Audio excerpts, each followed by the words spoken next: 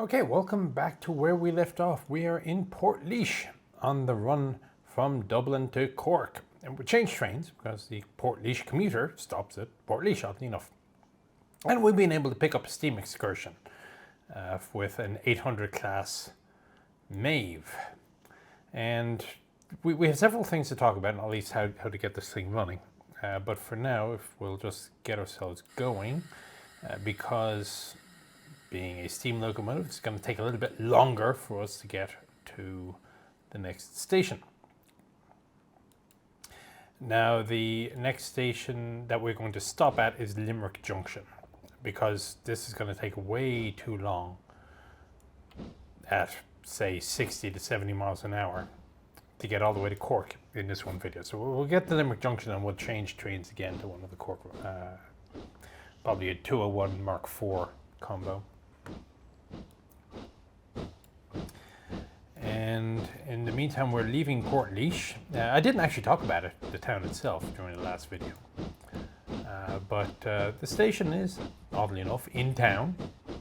Oh look, it got a car. It says police on it. Oh well.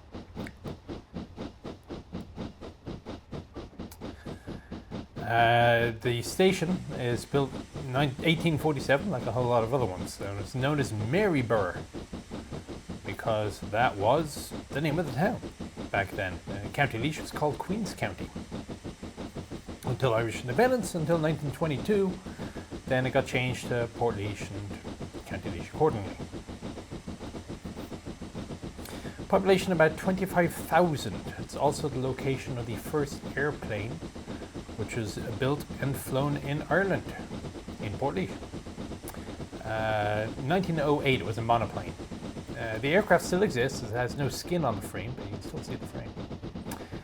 As you leave the station, the first thing you're going to go is a maintenance away facility, and there were some containers next to it. Now, Irish Rail used to have a token, shall we say, intermodal service. A couple of 8-car trains, double stacked if I recall. No, not double stacked, but they were double length. Two 20-foot containers per flat car, something like that. It wasn't fantastic. The intermodal system basically died a couple of years ago. Though a couple of months ago they decided to restart it. So they brought 12 cars that were mothballed out of service. This, by the way, is now a maintenance away facility. Let me stop. The train's not going to go too far on its own. So they got 12 cars back out of storage, and they started rerunning a intermodal service, and then they decided to go all in, and they put in an order for 200 more cars. And a new intermodal station, the first new train station in 50 years, is being built in Castlebar. Yeah, but that's not aggressions. Anyway, this line actually stops around here. It used to go on a lot further, but now the tracks are lifted up around here. This is now also a maintenance of way facility. And in the old days, this line used to go from Kilkenny in the south to Mount Mellick up in the north somewhere. But as I say, long gone.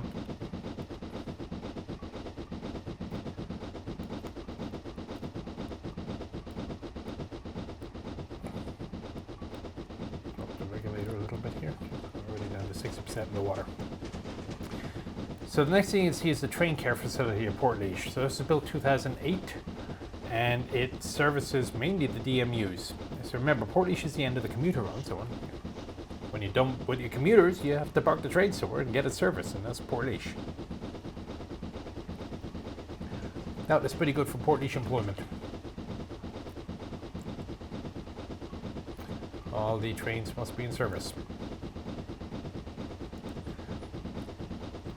And plus, actually, in all fairness, Portlaoise is reasonably centrally located on the national network as a whole, which means that all the other DMUs that are being used around the rest of the country, a lot of them can easily enough come here and get themselves serviced as necessary as well, although I suspect there probably are a couple of other facilities elsewhere.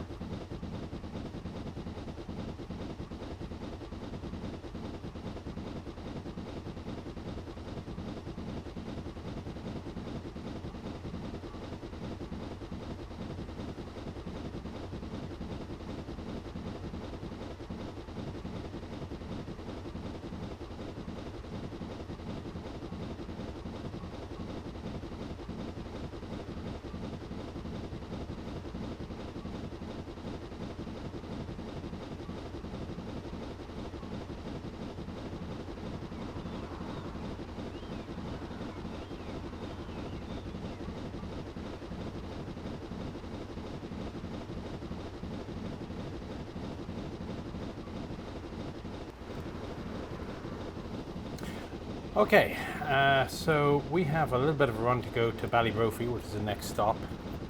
Well, we're not going to stop, but we'll get there anyway. So might as well start talking a little bit about the route as built in Train Simulator. As I say, I've noticed a lot of you have had problems, a couple of you emailed. That is the correct thing to do, is to email us. So the backstory on how this was created. This is basically my now pushing 80-year-old dad creating this as a labour of love, and in order to create the route as best he could, he simply used whatever assets he had on his computer at the time.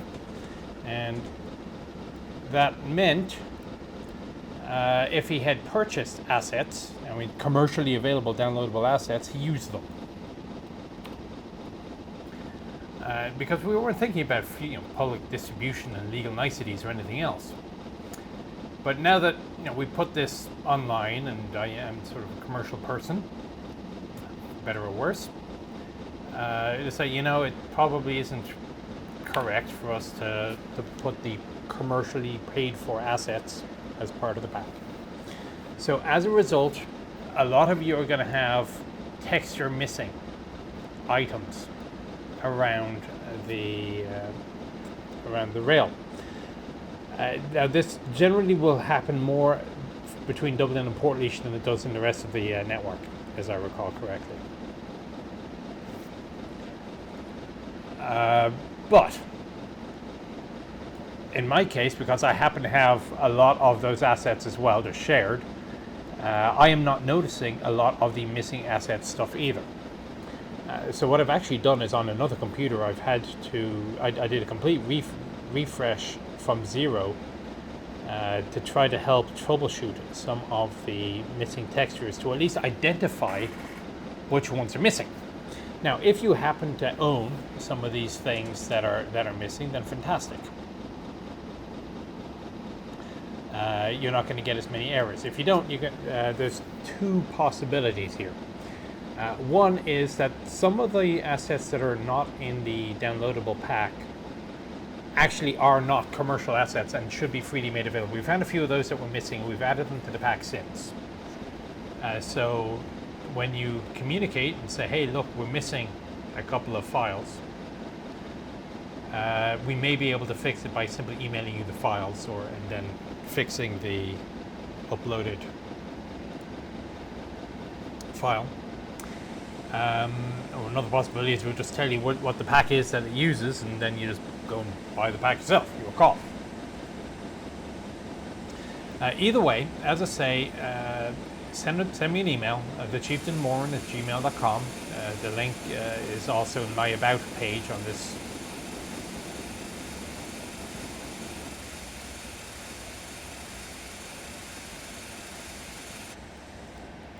Okay, whoops, too much.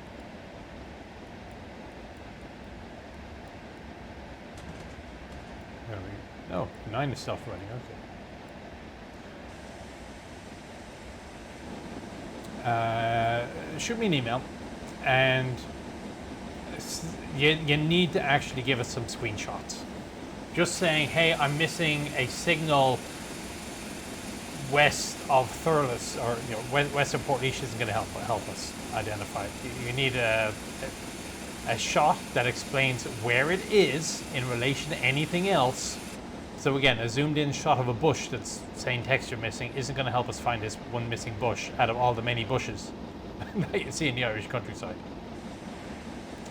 So as I say, we will try to work through it with you. There is another source of the files that are out there, because this route was originally placed on UK Train Sim. UK Train Sim is no longer a thing. But the files are out there. If you one enterprising person found it on a specific web archive, whatever. So some of the assets can also be found there. The route isn't going to be as modern. It will not be as updated. There's a couple of speed limits that may or may not have been speed limit changes that may or may not have been implemented as well, by the way, on this line. Recent speed limit changes to 100 miles an hour. So that's another possibility maybe for fixing some of the stuff. But as I say, if it doesn't work, first you're installing this thing with the knowledge that there will be a glitch or two, but it should still be fairly playable. And then, as I say, give me an email and I'll play intermediary. You'll forgive me for not putting my dad's email out in public for everybody. And after a while we'll try to get it fixed. How far we got to go to Ballybrophy?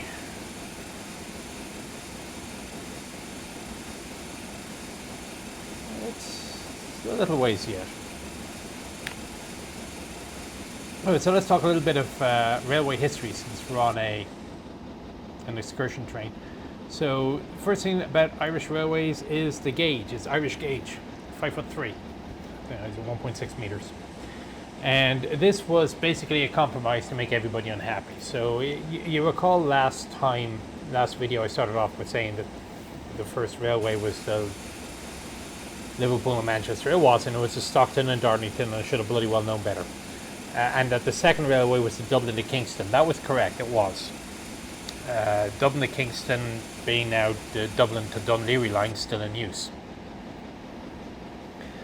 That was built to 4 foot 8.5. However, the next two major railways that were built in Ireland, the Ulster Railway and the Dublin and Drogheda, Ulster built to 6'2", Dublin and Drogheda built to 5'2". And at this point it was becoming obvious, okay, hang on, if you're going to get national network, you probably need to standardize on something. I don't remember what that river is. And so they had a panel come in and have a look at it, and they end up with the Railway Gauge Act of 1843. Now, remember, at the time, Ireland was part of the United Kingdom of Great Britain and Northern and Ireland. And so what they ended up doing with this Act of Parliament was they dictated that the national gauge in the UK was going to be 4 foot 8.5, and Ireland was going to be a broad gauge because I guess the terrain better suited the broad gauge. And also the fact that most of the mileage should have been laid was already broad gauge. But to at least force everybody to spend money, they didn't pick any of the three gauges that were then in use. So remember, it was 4 foot 8.5, 6'2", and 5'2", and they decided we'll make it 5'3", and that way everybody's got to change. That was the thing, you know, but anyway. So 5'3" it was. And anytime Ireland sent rail engineers around the world to places like Australia or Brazil, Irish gauge it was, 5'3", or 1.6 meters. Now, Ireland had a whole bunch of varied gauge. Even to this day, there's there's a lot of mileage industrial trackage narrow gauge for board and ammonia, the Irish peat or turf board that are used to harvest turf. And there's a whole bunch of other 3 foot or so rail gauge lines as well, like the West Clare, whatever. We've had a monorail, the Lartigue monorail that is still in Ballybunion, and that has been partially restored as well. So you can, if you're down that neck of the woods in Kerry, you can get onto a short ride on a monorail, a steam, the actual locomotive itself, it's a diesel made to look like a steamer, but at the time it was a steamer and had twin boilers, one on each side of the monorail. See, the monorail, if you imagine this was a locomotive, the monorail itself was up here and everything was split down the middle. Very good for balancing, really annoying for cargo, level crossings, turnouts, which are basically turntables.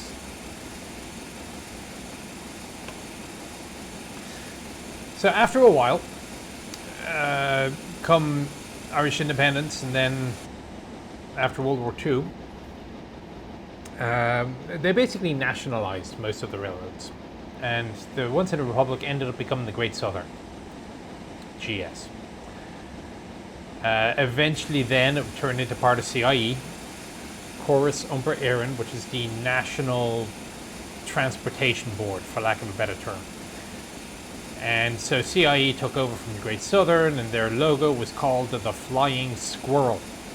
And if you look at a picture of it, you see exactly why it was called the Flying Squirrel. Not flying squirrel, flying snail. Flying snail logo hung around for a while, and then it went to a really, really boring CIE logo, which is like a broken circle. The broken wheel, I think it was called.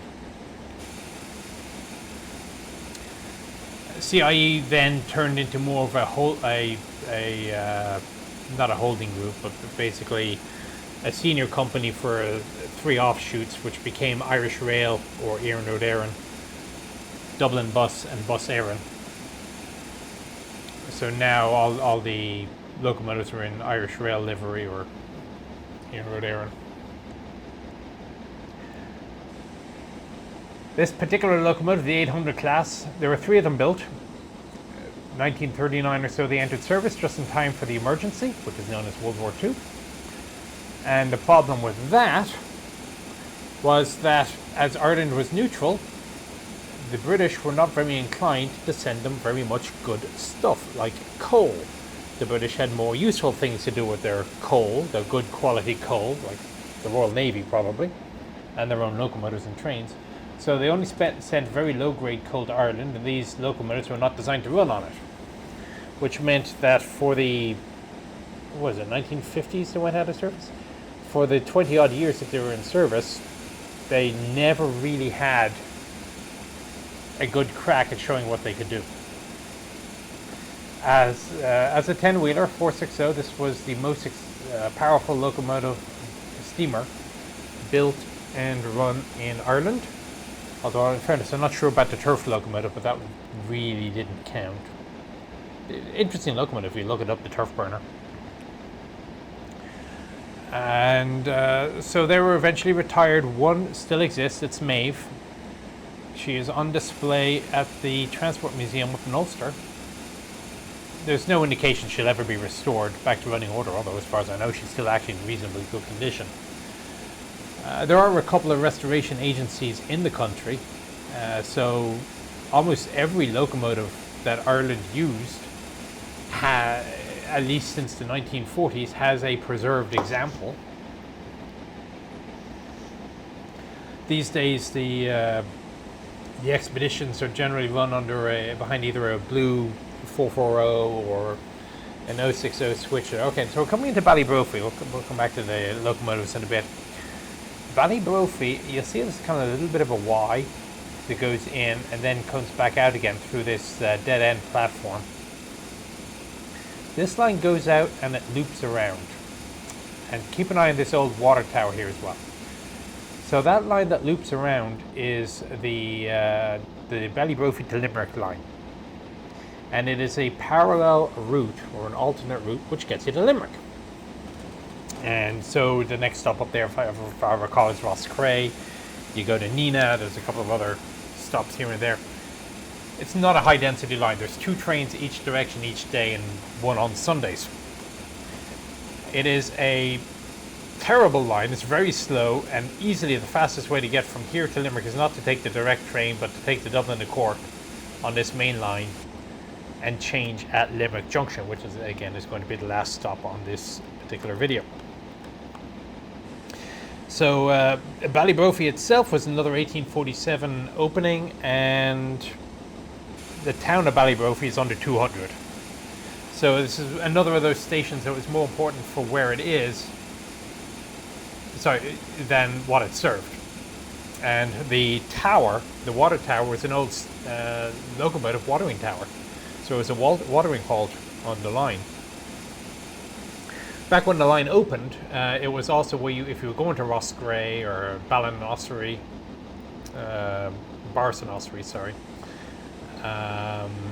you'd get off there and you'd take the horse and cart the rest of the way.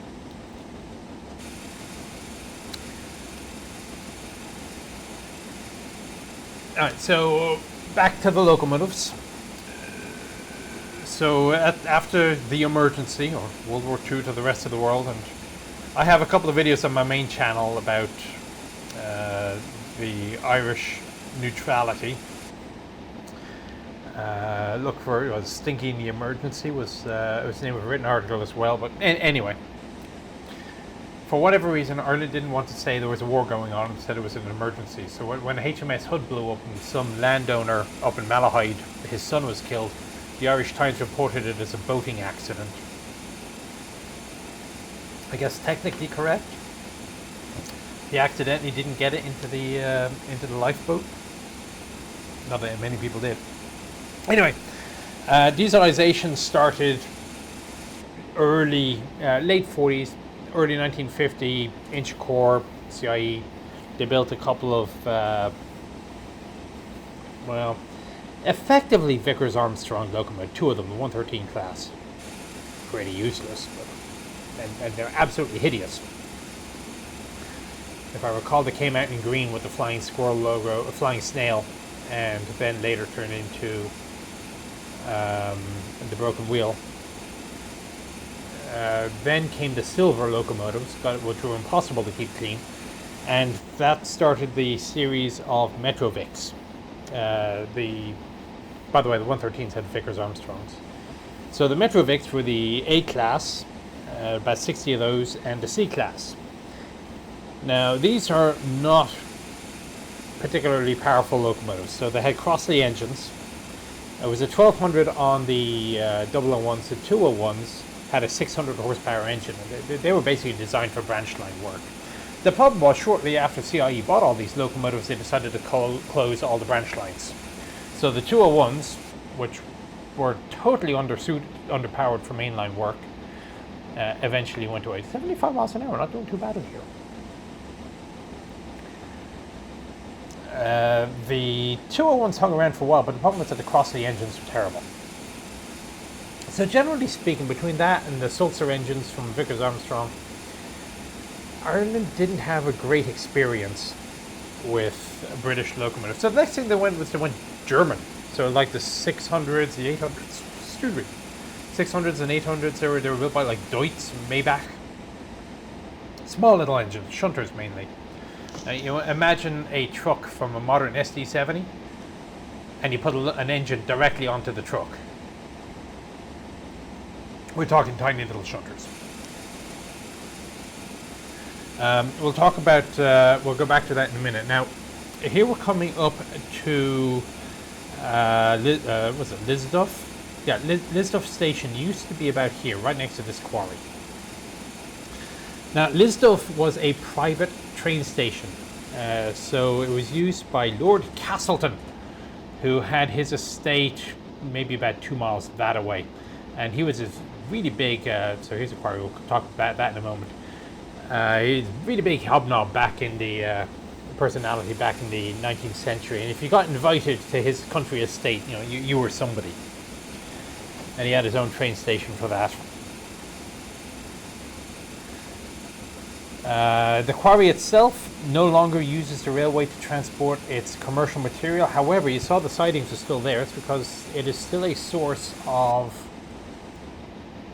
ballast for Irish Rail. So they'll still actually drop the odd train every now and then to pick up for maintenance away. Remember, the maintenance away depot was just behind us in Portlaoise. The quarry also marks the border between Laois and Tipperary, and also between the eastern province of Leinster and the southern province of Munster.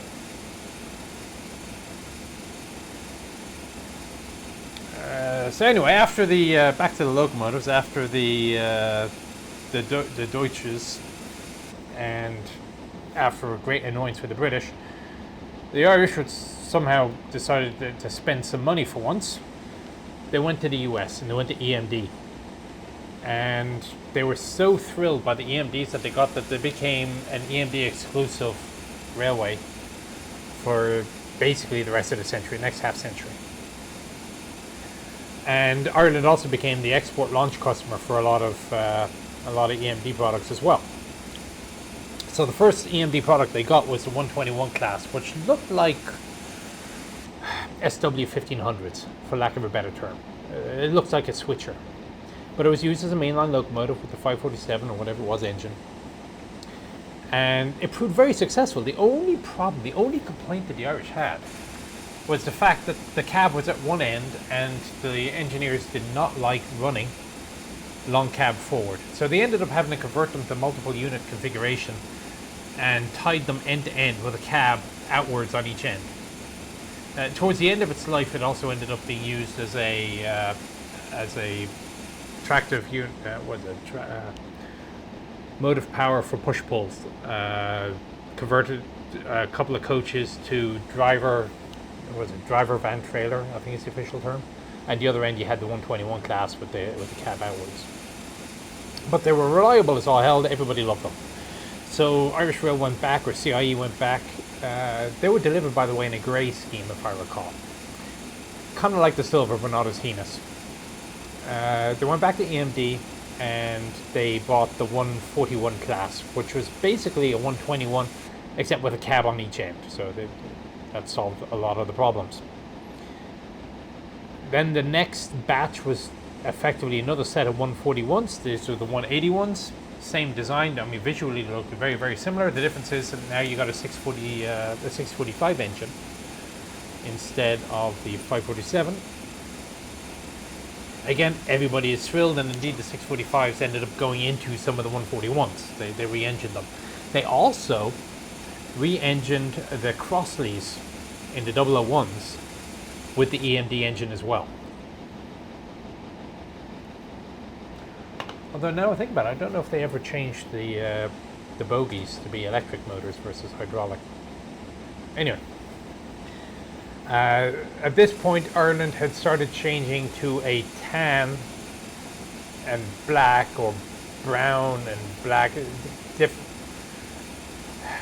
You'll see different names for the scheme, but the tan and black, or the orange and black, or the brown and black, whatever version it was, with or without the Tipex lining, would be the standard Irish colours for most of the rest of Irish Rail's time.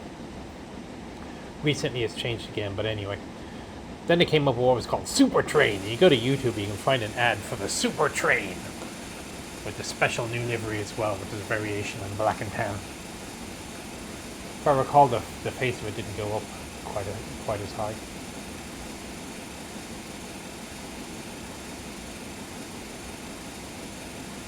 So somewhere around here, and that's what, if I haven't been paying attention, is Templemore.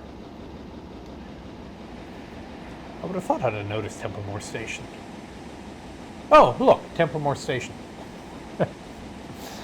So Templemore is the home of the Irish Police Academy, aka the Garda College, which is going to be over here somewhere, if I recall, kind of like the southern part of the city.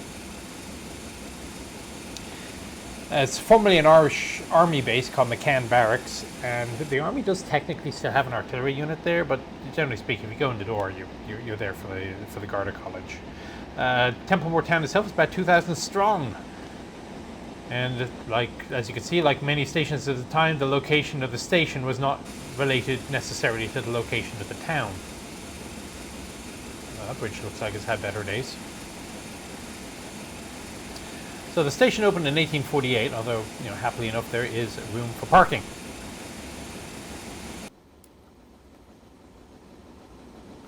Alright, so you may have noticed, as we're going along here, that we have made a number of gradual left turns.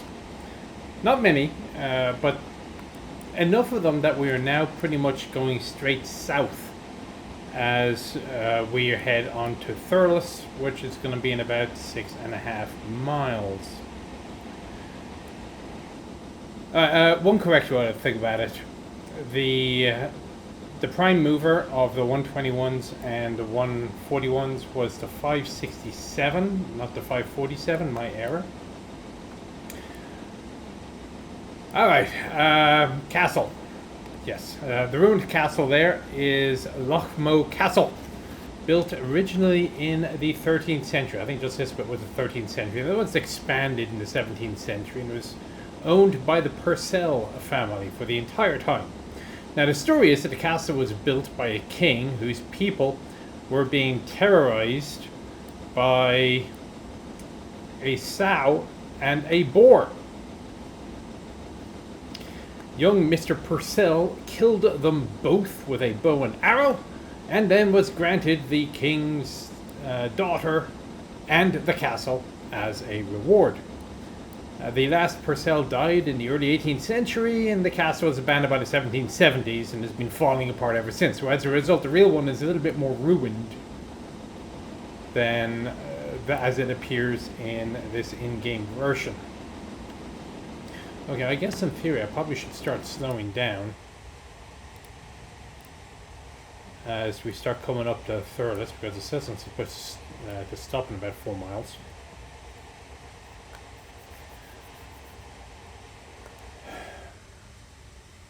I gotten as far as the 181s, 141s, sorry. The 181s came next. They had a 645 engine that was so popular they put it back into the 141s, and also the 001s, the cross-the engines got replaced.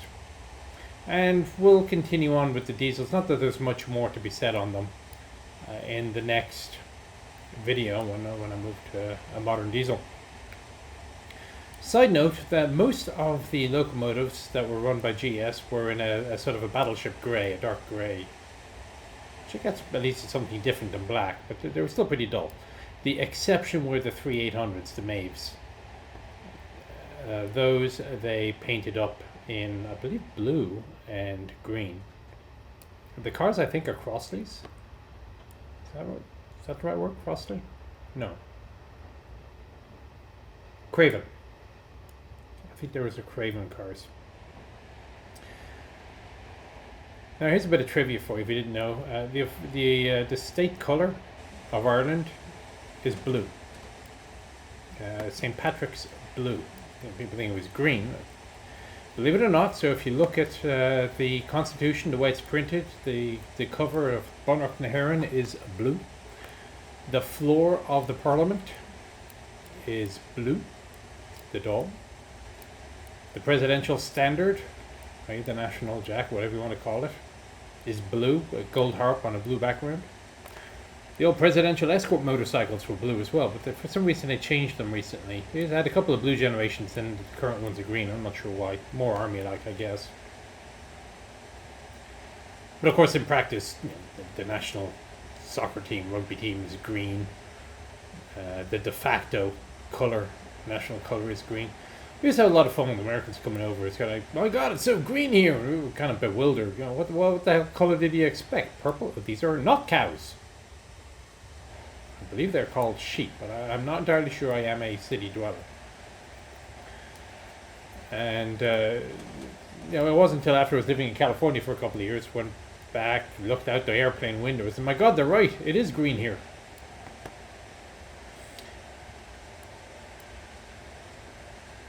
A mile and a half to go to Thurles.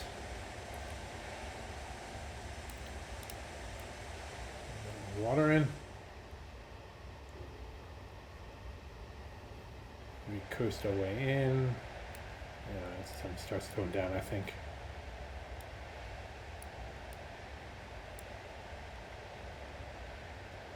And here is Thurles. Now, stadium on the right here, that's Semple Stadium. And it is the second largest Gaelic sports stadium in the country. The largest is, I'm going to stop a little bit too soon on this one. The largest is Croke Park in Dublin. Thurles Stadium, Semple Stadium, comes second. And Thurles is considered the home of the Irish Athletics Association, the GAA. And Irish sports, for most people, basically means, oh look, Gaelic football, I guess. They're on the pitch invasion, and hurling. And if you're not sure what they are, well, Gaelic football is kind of similar to Aussie rules, and in fact it's sufficiently close. The main town of Thurles is actually on the left, but the stadium's on the right. Aussie rules and Gaelic football are so close that every year there's a what they call the compromise rules match, where they take, you know, enough of the one and enough of the other, and they battle it out every year to see who wins. Hurling, if you don't know it, you should. It is the world's fastest field game, and can probably best be described as a cross between hockey and Gaelic football, or Aussie rules, except both sides are armed with large sticks. And you can generally tell how somebody's been playing hurling by how many teeth they don't have. That said, recently they have started actually wearing face guards. So nowadays it is rare to find a hurling player who isn't using a face guard, simply because they would like to stay young and handsome and pretty, and you know where I'm going. There are other Gaelic sports. Camogie, handball, rounders, road bowls. Road bowls is another fun one. You basically take a small metal bullet. Well, it's called a bullet. It's basically a huge marble or ball bearing, really big one, like baseball size, and you have to hurl it down a course from A to B in as few throws as possible. Except they do it on a public road. You just watch out, make sure the cars aren't there. I'm not supposed to open the. How do I open the doors? There we go.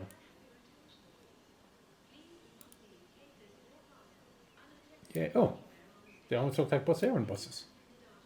Yeah, and these almost look like Dublin buses. The old two-tone green. Almost.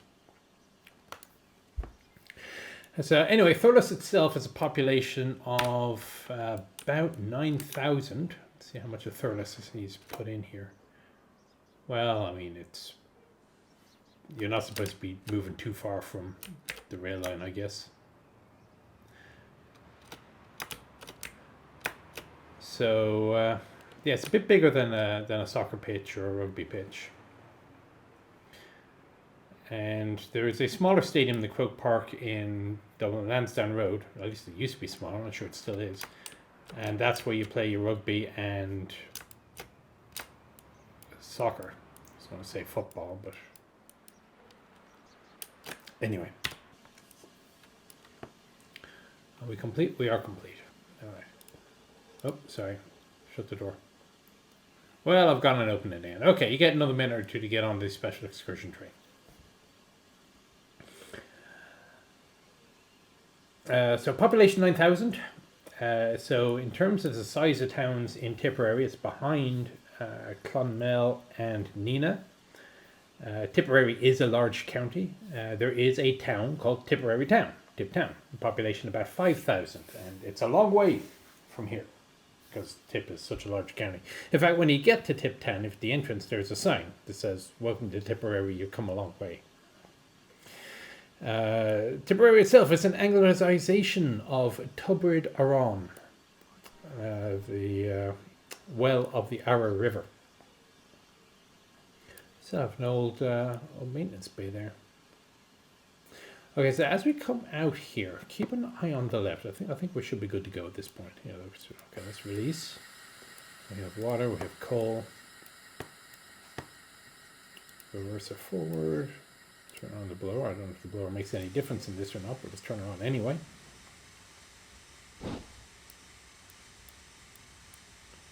Oh, it's still releasing. Keep releasing. There you go.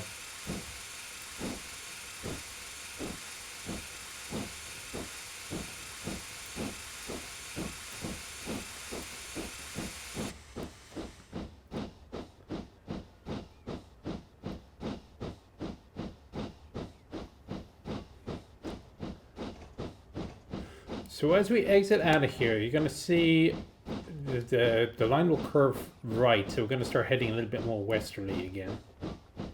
It looks like they no longer use. At least I presume that used to be an engine shed.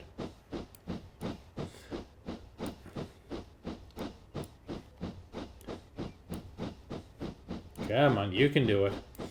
We're going to keep an eye out on the left for the old Clonmel line.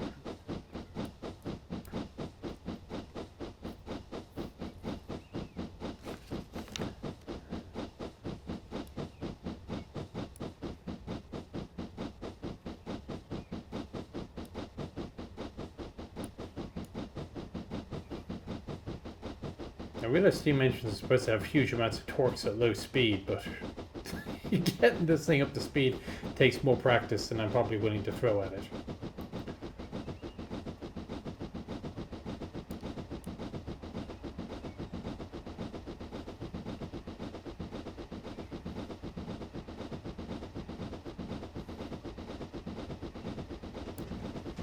I've noticed on this line there's a lot of these reverse in with a head shunt at the front end and then reverse back in. I'm not quite sure why they did that, but there do seem to be a lot of them.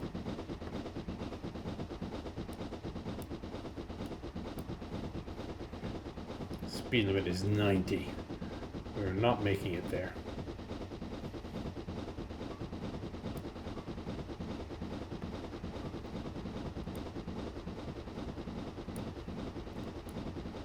Okay, we've gotten past walking speed, past running speed.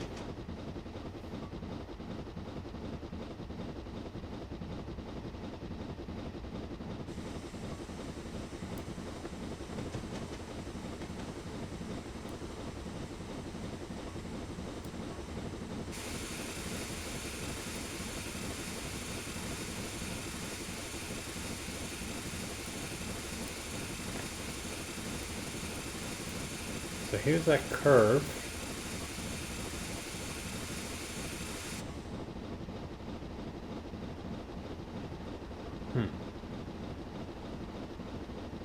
No, wait, here it is. It's the old Clonmel line.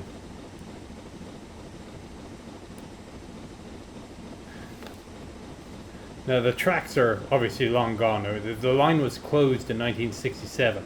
But if you go to Google Earth, go to Satellite View and Google Earth or Bing Maps or whatever your Satellite View of choice is, or play Microsoft Flight Simulator, and look down from that curve just outside of Thurles, you are going to see the remains or the old right-of-way of the railway line through the fields most of the way to Clonmel.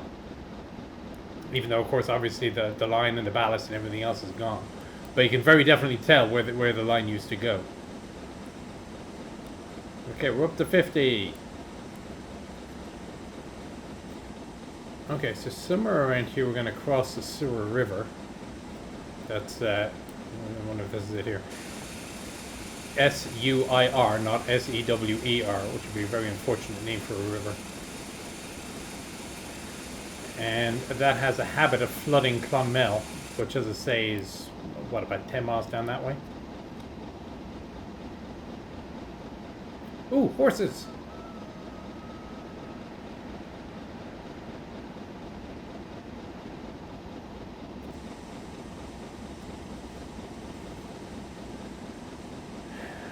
And eventually we're going to get to the town, or at least former town, of Gould's Cross.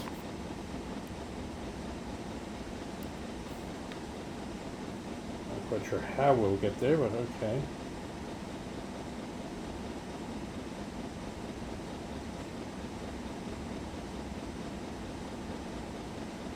I'm not quite sure what the visual indicator is that we've gotten there. But Gould's, the problem is that although there might be still a couple of buildings, the station itself is completely abandoned.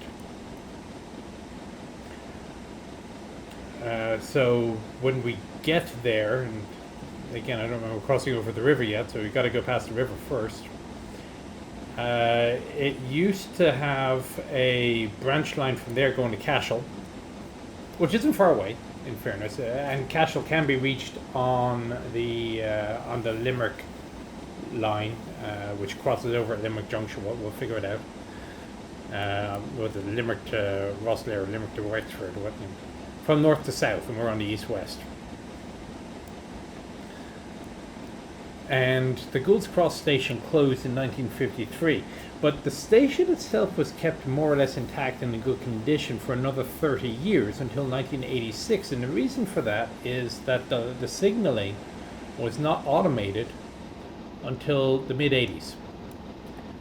And there was a signal box at the station, so they kept the building in good nick.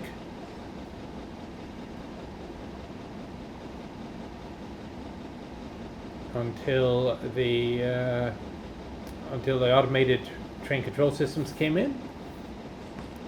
or automated signaling system, whatever they called it.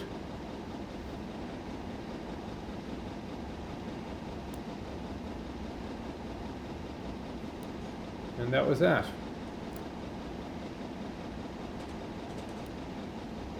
Actually, I'm wondering if this is it. I have this vague suspicion that the station used to be next to one of those bridges, or maybe it's this bridge.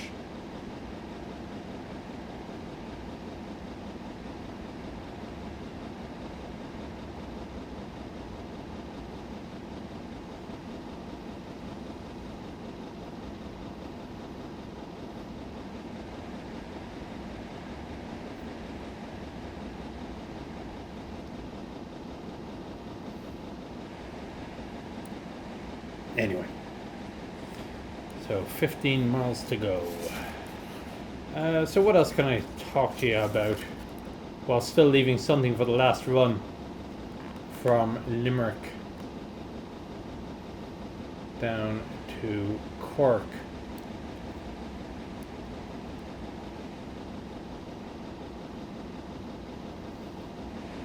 A bit of train spotting.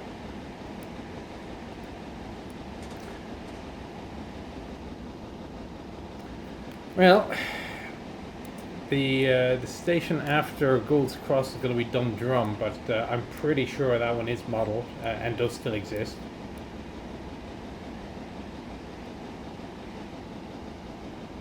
'71. A bit more steam in.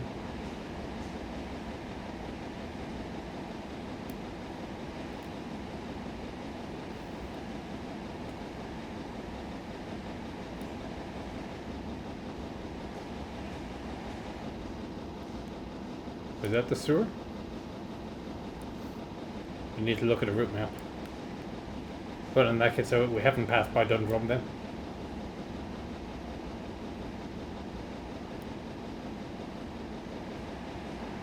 Or Gould's Cross. We've only got another 13 miles to go, so.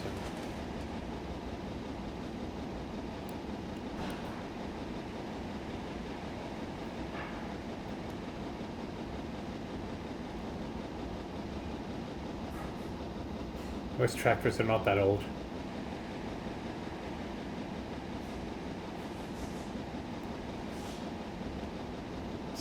It's an interesting economic recovery for the country back in, let's say the 80s. And this is a result of some pretty forward-looking planning by the government, investing heavily in infrastructure and education.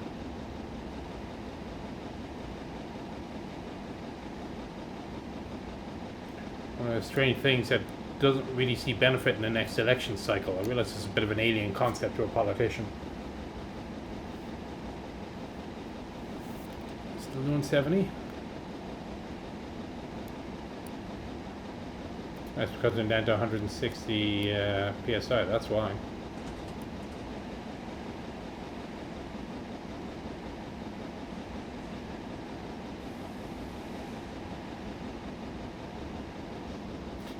Maybe that could be Dundrum. Not to be confused with Dundrum in Dublin.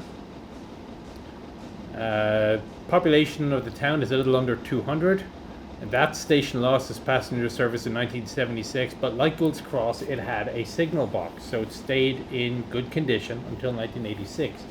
The building itself was restored and sold and is now being used to house a business. I have a vague recollection it's a invasive plant removal business, something like that. It's a bit weird. But anyway, if you're into golf, have a look on Google for the Dundrum House Hotel. And it's a very impressive old manor, and the grounds of the manor are now converted to the relaxing sport of thwapping a ball around the grass into a hole. Well, I've got a sport. Well, whack a ball into a gopher hole. You see the Robin Williams thing, golf. And And anyway, I don't know what it is about golf, but it's like one of the unofficial national sports of the country. There's so many golf courses, and considering how rare it is to find a good sunny day to go do this, it's rather surprising.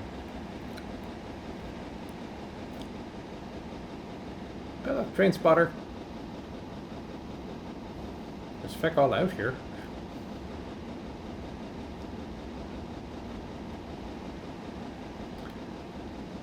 But yeah, like nobody in Ireland lives more than a half hour's walk from a golf course, or some ridiculous statistic like that. And when we were out on the west coast of Sligo, we kind of go, "There's nothing out here." I'm in Donegal. What do you mean golf course in Donegal? Well, where are the golf courses? You're obviously competing against Guam for the amount of golf courses you have. Doesn't Trump have a golf course? I think they do. We're 10 miles from Limerick Junction. And Limerick Junction is not in Limerick County, it's still in Tip. And the reason that Limerick Junction exists is it's the crossing point between two major rail lines. It's like the only major crossing point in the country, really, where one main line going one way crosses over another main line going the other way. Not that the Limerick to Rosslare route is the busiest in the world, but you know, by Irish standards, it's not too shabby. But it's you get to turn one direction only sort of junction. I mean, yeah, you can in theory. Let's say you're going from the north, you can then eventually turn west, if I recall it. You might have to make a couple of turns, and vice versa. But basically speaking, the majority of Limerick Junction is you can make a right when you're going in this direction and head up to Limerick. I'm not sure you can easily make a left without doing a reverse somewhere. And the primary purpose of it is you get off the train, the Dublin to Cork or the Cork to Dublin train there, and you connect to... Oh no, I'm wrong. This is Dundrum. The other one that I thought was Dundrum is Gould's Crossing. I recognise the front courtyard for the invasive species thing. And it used to be the case that the few times I took the train to Limerick, they would always have a connector waiting at the platform. So it's quite simply, the train would park on one side of the platform. There would already be a train waiting on the other side of the platform. So you crossed the platform, you're out in the rain for all of 15 seconds. And it was usually like 2 Cravens coaches and a 121 or something like that. I mean, it didn't have a whole trainload of people, if you know what I mean, going one way to the other. But now there are direct trains Dublin and Limerick as well.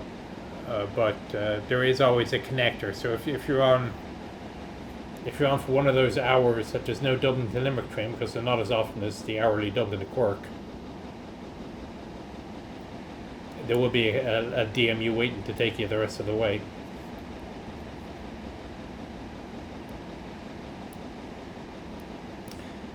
So anyway, Limerick Junction, I'd say, is not in Limerick County. It's in a town called Ballykistine, which is about 3 miles from Tipperary town. Which also means that I've mixed up Cashel with Tip. So Cashel was further east. Got a big castle, or ruins of a castle up top. I mean, they were impressive, I guess, when it was built, but it's kind of in pieces now. So Tipperary, if you wanted to get to Tipperary, what you would do is, well, in theory, you could take the train that's going from Limerick down to Rosslare, Waterford, and you just take the first station. But since it's only 3 miles down the road, you're far better off getting a taxi or an Uber or something from Limerick Junction. I mean, heck, you can walk it if you felt desperate enough.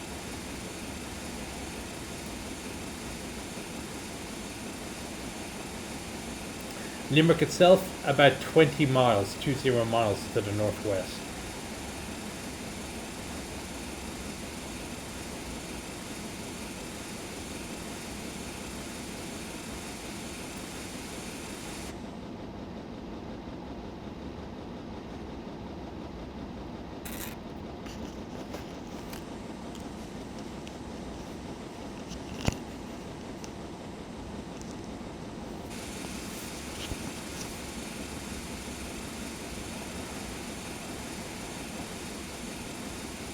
Not really much else to say now. So we start to pull in 4 miles to go. So as I say, there's one more leg of this run, Dublin to Cork.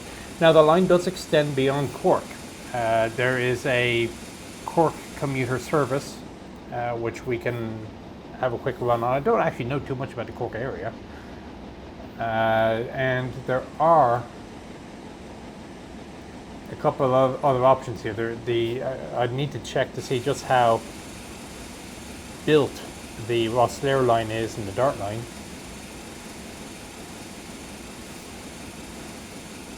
Strange artifacts going on with the graphics, I'm not sure why.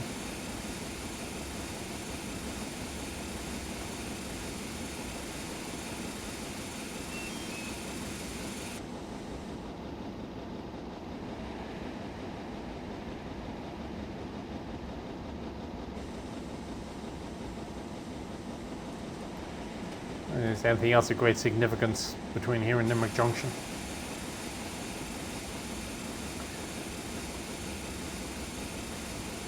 So again, if you are having difficulty getting this route installed and it's the sort of thing you want to run, shoot me an email with screenshots, or better yet, a link to a YouTube video that will very easily allow us to find the location. Feel free to say X many miles from Limerick Junction as well if you want. Anything you can do to help us find the missing textures, and we'll see if they are not the commercially available type. We'll upload it to the file so you can get it. Or if it is the commercially available type, maybe we'll just tell you which company makes it. We may not be able to tell you the exact module though. That may not be possible for us, depending, because how the folder structure is, it's by company name.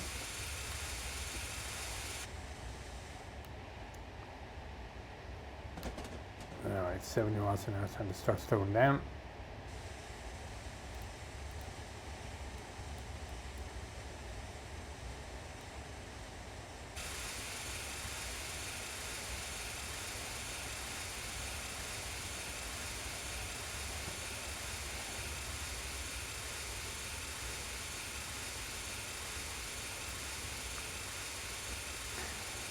It's a pretty locomotive. I like, for steam locomotives, I like the American business ones that are, valves exposed and piping.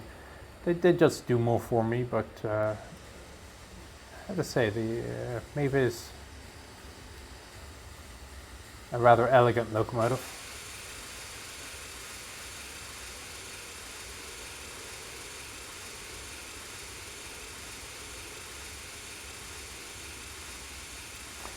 Now here you should start seeing the junctions, which will eventually get you up to Limerick, should you make the right.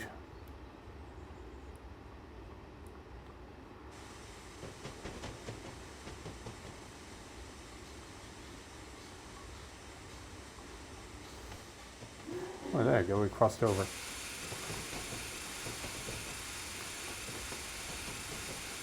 The platform on the other side is actually new. For a very long time, there's only this one platform on the upside.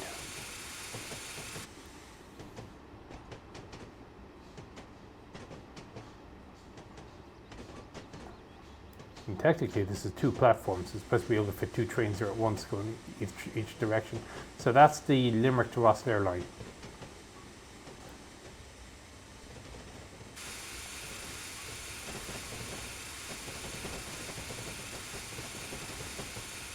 Really, I'm speeding? Sorry.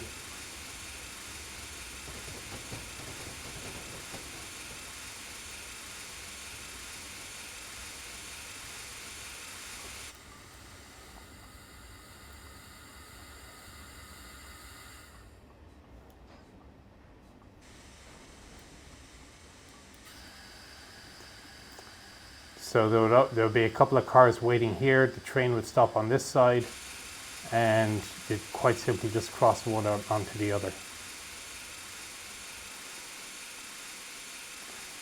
And that will do us. So, well, thanks for sticking with me. Hope you learned a couple more things about Ireland. And I will talk to you for part 3. Take care.